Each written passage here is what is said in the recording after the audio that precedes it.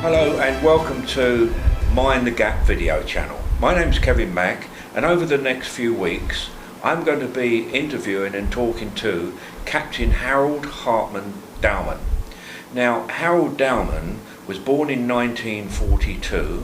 He was born in Germany in a little village near the Ruhr Valley.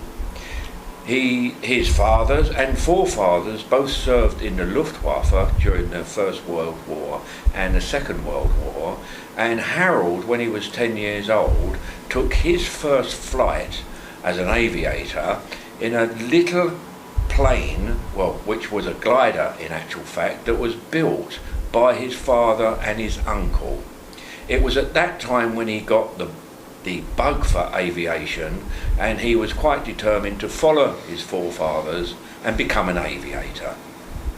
What happened then was that when he was 16, he joined the F104G, which is the elite forces paratroop regiment in Germany, and shortly after some 30 or 40 jumps, he was invited to apply to become a young pilot to train in the new fighter pilots that the government of the day had committed to purchase, and that was the F104 Starfighter. From that, it was just plain sailing for Harald, because off he went. He was top of the class, and he went over to America. He trained on the T-37, the T-38, and then the 104.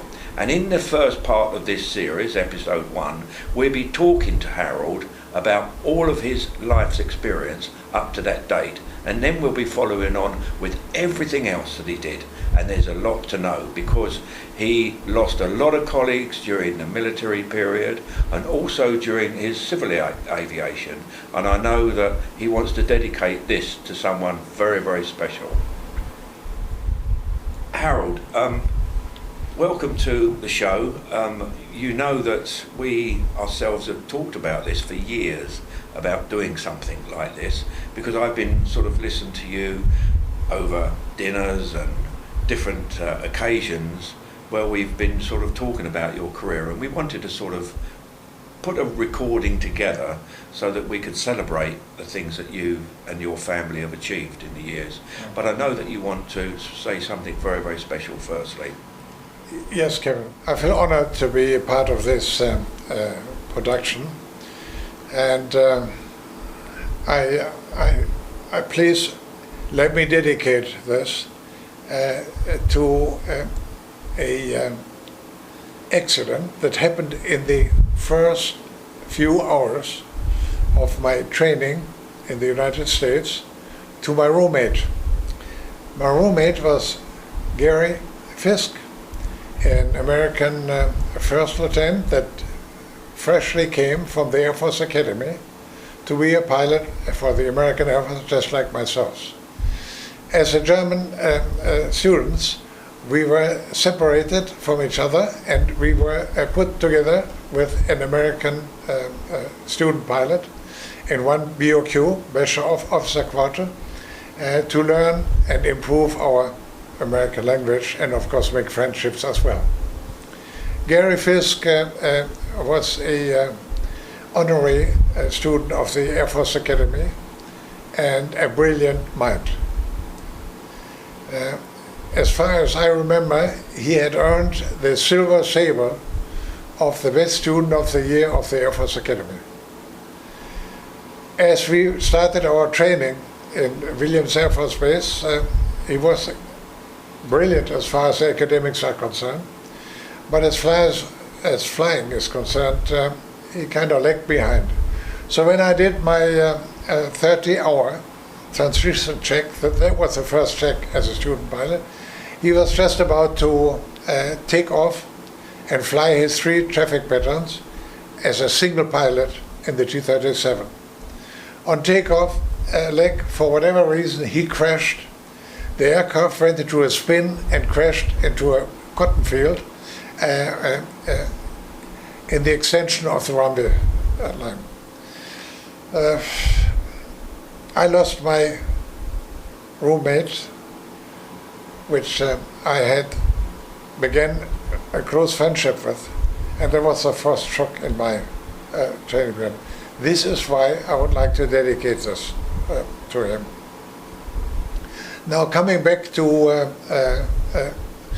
my parents and grandparents' life in Germany during the First and Second World War, my grandfather came from the German cavalry.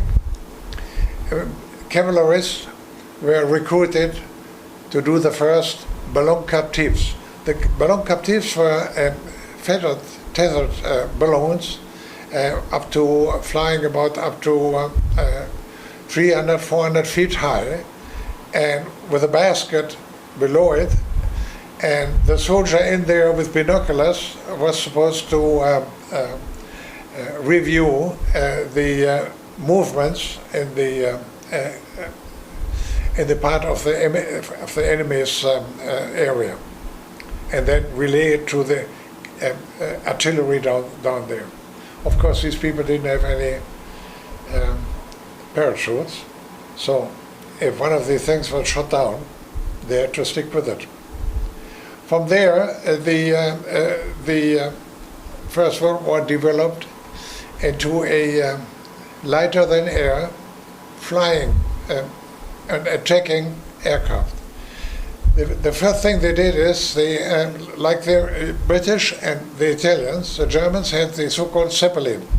Maybe you know what a Zeppelin was. It was an airship, lighter than air, and it was propelled by an engine with a big basket underneath where the soldiers were sitting in, and they were throwing the bombs by hand into the enemy lines. They went all the way to London at night, since they found out that airships could be shot down with one bullet. So they were too vulnerable. In the 1960s, the first heavier-than-air aircraft arrived. So he went from the Zeppelin onto the Fokker D-2. Yes, which was and we've got a picture of that. Yes, okay. Right now. We have got a picture. Yeah. It was a double-decker, and the first ones had a second pilot, soldier in there. They were shooting at other aircraft with a rifle or with pistols. Later on, they attached a machine gun, either in the wing or in the propeller nose. He survived this, although these pilots also had to stick with the aircraft, because when they were shot down there was no parachute. And he survived this and ended in the 1918s, the First World War. Your father, after that, your father was building, and along with the rest of the family, really, cousins and uncles, were building gliders. They were members and flyers of the local gliding club, or sailing plane club as they were known out there. Yes. And it was when the Second World War started, it was anybody that was associated with aeroplanes in the form of gliders were seconded immediately into the Luftwaffe Air Force, which was your father, and of course your cousin, which his cousin will come on to. I have to get a little bit, just a little bit into the history. Now, after the First World War, besides other restrictions, the Germans also were forbidden to build powered aircraft. So what they did is they did build powered aircraft, but together with the Russians in Russia, to hide it from the Allies in the West. My father, of course, was in Germany and lived in Germany, so he and his brother and his cousin, they built gliders, and they flew gliders. And when the Second World War broke out, the German Air Force leadership recruited mainly pilots out of glider clubs. So immediately, when they broke out of the Second World War, they were recruited to train and fly powered aircraft. there was an abundance of powered aircraft that were shipped from Russia back to Germany, and he finally wound up onto the Heinkel HE-111. That was the aircraft that he was flying. And that was a twin-engine bomber. It was a twin-engine bomber, and he was flying it accompanying General Rommel in North Africa. In North Africa. Yes. And when the Nazi forces were driven out of North Africa, they were sent to the west. The Western Front. Now your father then, when he was flying the Heinkel 111, he was on bombing missions to London and to Coventry, where that's correct. Badly. And also, I believe that he may have been involved in a mission to try and blow up Tower Bridge in London, which we're glad to say was unsuccessful. Absolutely crazy. Well, I think that in the history that I've been reading, Hitler at the time was very sensitive to historic buildings. And sensitive to it, so he wanted to preserve anything that was historic. So he was against that bombing exercise, from what I can pick out. But anyway, your father was on a mission, and he got shot down in the English Channel. That's correct. Picked up by some fishermen, local fishermen. Tell us about that, Harry. Yes, I don't know what was going on in the mind of the leadership of the German Air Force. For one reason, I think they just wanted to angry the British by destroying the Tower Bridge. They had no tactical or strategic advantage in the course of the Second World War, but they tried to do it. Since they couldn't do it during the day because they were shut down, they did it at night, and whatever happened, he was shut down and landed in the channel, and was lucky enough to be picked up. And then, as many other German pilots, he went into the prisoner of war camp in Canada, where he served the rest of where he spent the rest of his life in Canada. His brother also was shot down, but over Germany, and was injured very hard. So for him, the Air Force, or Luftwaffe, was over. His cousin... well, I was going to come on to his cousin, because not by coincidence, you share a name, Hartman, with Eric Hartman, which is your brother's cousin, who held the most number of kills, 352. I think it was. That's right. During the Second World War. That's correct. And that was your father's cousin. It was a cousin, second or third grade, because the Hartman family, there was the Hartman family. Yes. So there's where also my name comes from. Yes. This we called him Booby. Yeah. Booby Hartman was he was one of the big aces in the Second World War. Yes. I might have to mention that most of the planes that he shot down were Russian planes, because he was at the Russian front, where he was also captured after the Second World War. He didn't make it onto the American side, and he was captured there and went into one of the gulags, where he was released, I think, 1953 or 1954. And then refused to build up the East German - Russian Air Force, and finally was released and came to West Germany. You know, Adenauer did a lot of good work there, of releasing prisoners of war, and helped building up the new F104 force in Germany. I might mention he didn't like the 104, but that has some other reasons, which I'm not sure about. So that kind of covers your forefathers before you. And you probably, of course, you were too young to remember any of that, with the Yes. exception of when your father had returned from Canada. Yes. And at the time, of course, nobody talked about, you know, their experiences, No, so you knew nothing really about He what didn't happened. want to talk about it at all, and he was very sick too, because in northern Africa he had retrieved the malaria africana, the bad part of the malaria, and in the years following in Germany, in the 50s, he had these malaria attacks once in a while, and eventually died from it. Right. This is what gave me Yeah. the freedom of getting into the aviation, Yes. because he refused to let me enter any aviation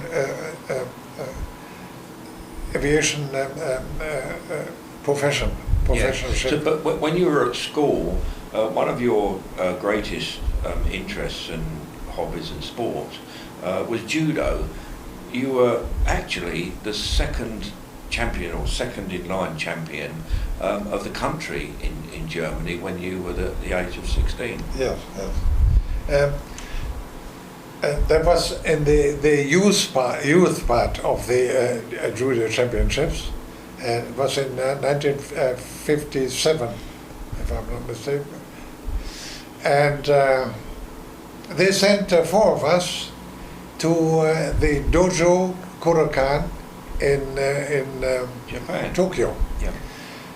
to improve our skills, our judo skills. So we did that during our school holidays. So we were 6 weeks gone, coming back as very proud I'm sure.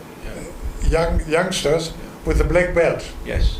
that we had achieved. And I'm sure that this must have been very, very instrumental in preparing you to become a fighter pilot on the 104 when the training took place a year or so later. Yes. Because you now, yes. at the age of 16, you're making an application to go Well, into yeah. the paratroop regiment. Initially, it gave me, of course, an advantage during the entry into the Air Force, into the Luftwaffe, as a paratrooper, because I was physically very fit due to this, and which later on, of course, led to an apprenticeship and to the aviation training.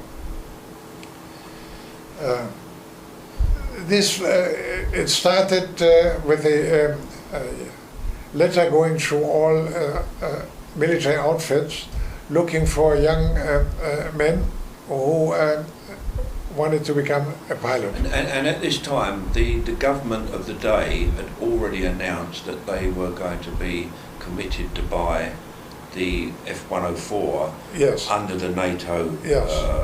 That is treaty correct. agreement. Well, actually, none of us didn't really know how the F104 looked like. Didn't even know what it No, looked we like. just saw maybe a picture in the newspaper or whatever, and we didn't know what was coming to us. But yes, we were determined to fly this particular aircraft, Yes. because it had the speed record, the high altitude record, the climbing record. It was one of the most potential fighters at that time. Yes, yes. So you now have made the application. You've been accepted as the first 500 to go That's through correct. the Yes. initial screening, basically. Yes. Was it in Hamburg? Yes. They invited us to Hanover Hanover. for a 1 week screening to find out who might be able to be a pilot and then a fighter pilot, and did a whole bunch of tests with us. It starts with a centrifuge and the low altitude chamber, and of course, besides physical tests, mental tests, physics, mathematics.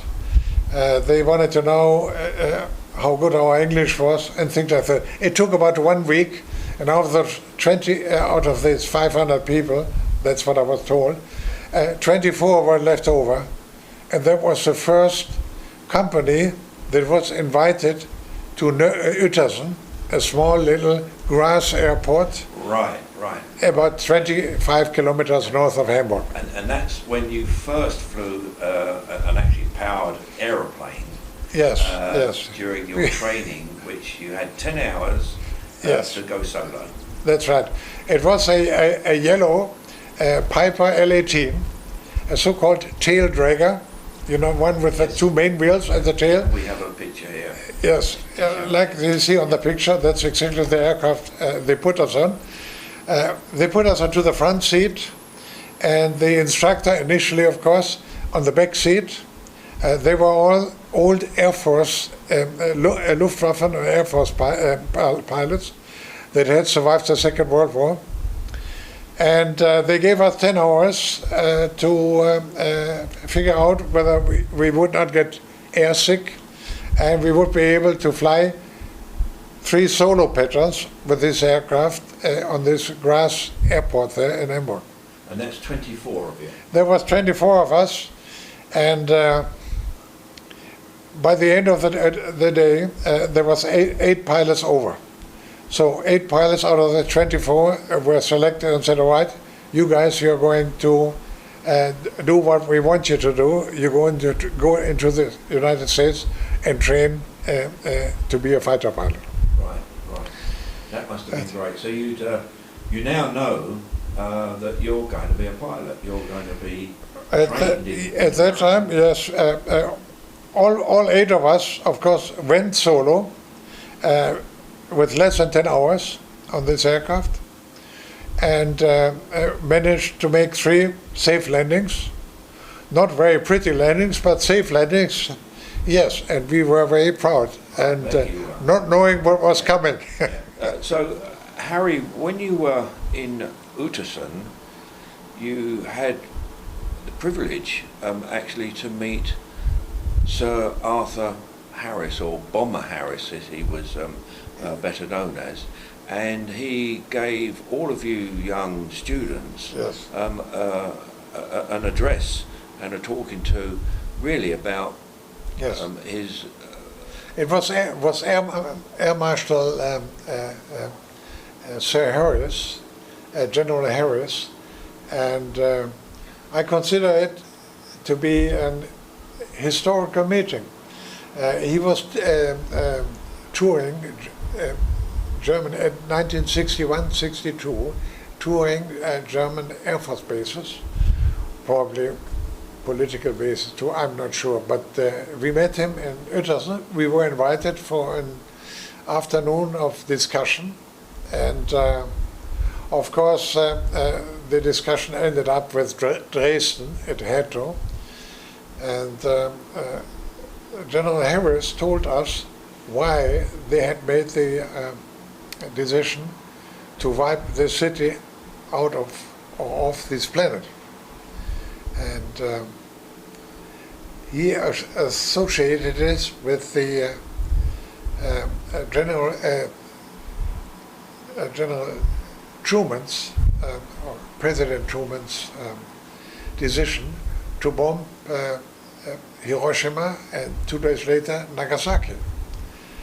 Because at that time the Americans had not overrun most of the Japanese islands, and they figured if they had to do this, they would lose another 100 to 150,000 soldiers. That's right, because they had so much Correct. involvement in the Pacific Fleet, in that Correct. Pacific region. Correct. And it was putting all of their Yes. forces at high risk. Yes. So what the British said is, if we constitute a red line and said, this far you can go and no further, because we are wiping out the cities behind your enemy line, the soldiers would give up. At that time they were in Russia and almost close to Moscow. Like Napoleon many years before. But it didn't work. When they wiped out Dresden, it got even worse with the German soldiers. They did not give up. they did not throw the weapons away. On the contrary, they started fighting even more. So it was a misconception, a miscalculation. But of course, Harris and his troops could not foresee this. Mm-hmm. This was the basic of this discussion, and we understood why it was done, considering why Truman did this in Southeast Asia. Now, Truman was successful because a day after the bomb was dropped over Nagasaki, the Japanese threw the towel. Yes, yeah. Which wasn't the case, of course, in Germany. Yes. It was, as you say, it was a miscalculated risk. It was a miscalculated But risk. and of course, Harris, Sir Arthur Harris, at that time, afterwards, he wasn't particularly popular in the country for the bloodshed, if you like, that Yes. was brought on Dresden, and I think he spent some years in South Africa before returning to Europe, and it was about that time after the dust I had didn't know settled. this. I only thought it was a fruitful discussion that we had with him, a couple of hours, and to make us understood why sometimes these type of decisions are made, in military. Yes, quite right. Yeah. So the first thing, so you phoned your mother up to let her know. I phoned up my mother and said, "Hey, mother, I'm coming home for a couple of weeks, and then I will leave, and you won't see me," and my sisters, of course, for the next 3 years, because I'm going into the United States of America. They almost fell flat on their back, and I said, "Please arrange and make sure that I can sell." My motorbike was a BMW 500cc, was at that time the biggest BMW, and the little car, it was a Fiat Neca 1000cc. So within those 2 weeks, I sold everything and packed a very, very small luggage bag with a shaver and some toothpaste, and made my way back up to Hamburg, from there to Uetersen, where we were prepared to go into the States. Right. So you've gone. This is the first 4 of the 8. That's right, the first 4. Yeah. And you were actually the leader of the gang because you Correct. were elected to Of be the first 4, the leader of them, Yeah. the speaker. We were all between 19 and maybe 21. Right. That was about our age. Yeah. So you're now got your tickets to fly to America. Yes. And you're in Hamburg, and you know you're going to be flying the Super Constellation, which was a Lufthansa flight, Yes, which sir. went from Hamburg to Reykjavik, Reykjavik, and then on to New York. from Reykjavik to New York. And Yes. you were really so excited. You bought flowers for the flight attendants, or the Yes. air hostesses, as they were. Yeah, you have to understand. At that time, none of us had ever been even close to an airliner. We had never been able to look into an airliner. We never flew with an airliner. So we were all very excited, yes. And we bought, on the airport in Hamburg, we bought a big bunch of nice flowers, and I had to present the flowers to the chief stewardess on the Lufthansa flight, to say, and to precise it, the Super Constellation was also called the best 3-engine Atlantic cross aircraft of that time. That was its nickname, and tell me was- why it had that nickname. Yeah, the nickname it was because it had 4 engines, conventional engines, not jet engines, and quite often one of the engine gave up on crossing the Atlantics, but there was no problem for a 4-engine aircraft, so they continued with 3 engines. A little bit slowlier. They used most probably a little bit less fuel. I'm not sure about this. And yes, it was called. Well, we've got a picture of the Lufthansa. You have that, and of course the cockpit, which you all couldn't wait to get up and take a look at. And yes, they invited us as future pilots.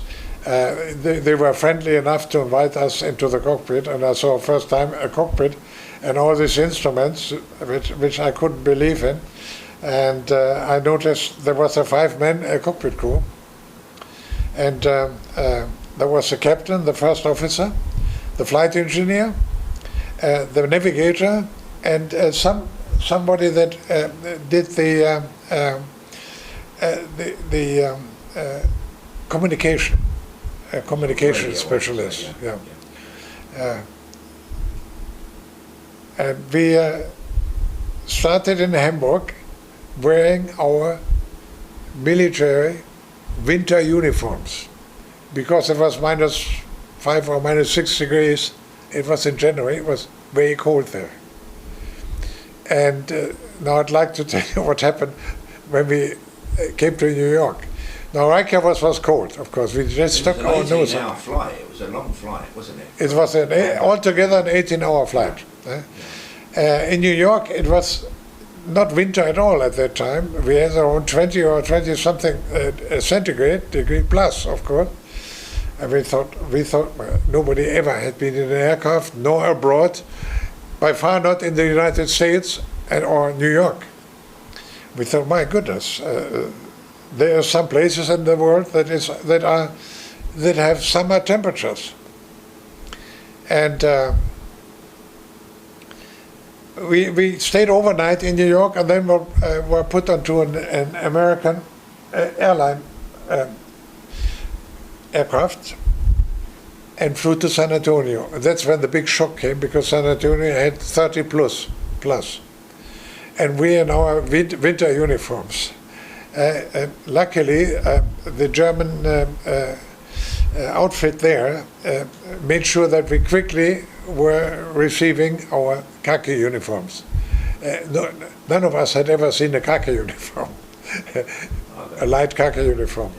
That made it a little bit easier. And we landed on Lackland Air Force Base in San Antonio, which is one of the biggest multicultural Air Force bases in the United States, with about 60, 70,000 foreigners that are training there.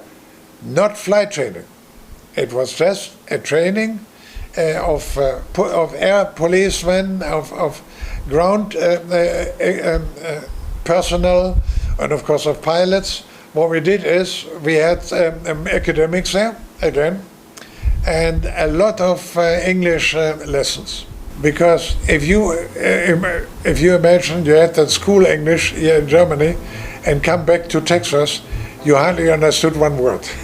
Yeah. Okay, Harry, that's great.